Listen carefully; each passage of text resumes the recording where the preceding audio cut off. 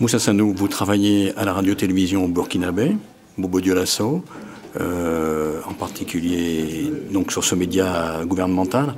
Aujourd'hui, comment se porte la presse au Burkina? La presse au Burkina, son état va en s'améliorant. Il y a depuis 1990, avec les vents de démocratisation en Afrique, on assiste à une prolifération, à une création massive des organes de presse. Radio, télévision? Radio, télé, même les médias en ligne. Donc il est aujourd'hui beaucoup plus facile de créer un média au Burkina que par le passé.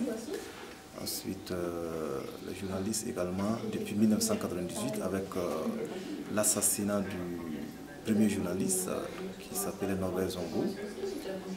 Et après les enquêtes, le pouvoir avait été épinglé comme l'auteur de cet assassinat. Donc depuis 1998,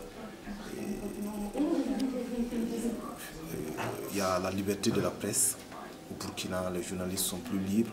Mais peut-être le problème, le hic dans cette liberté, c'est peut-être les moyens. Les journalistes au Burkina, les médias en général n'ont pas trop de grands moyens, ils ne sont pas indépendants sur le plan financier, donc ce qui limite un peu encore les libertés. Alors aujourd'hui, quels sont les besoins des journalistes burkinabés? Justement, les besoins des journalistes burkinabés, c'est surtout la formation.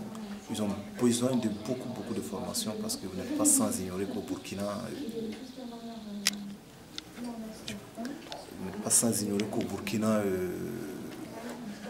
beaucoup de journalistes sont venus dans le métier sur l'État, ils n'ont pas reçu de formation adéquate.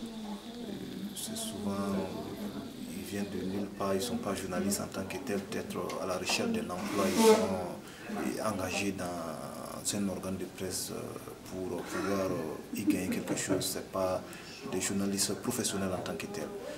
Et outre la formation, les médias ont aussi besoin de beaucoup de moyens, notamment les moyens financiers et matériels. Les moyens matériels comme les équipements pour pouvoir travailler, puis financiers aussi pour pouvoir avoir ces matériels.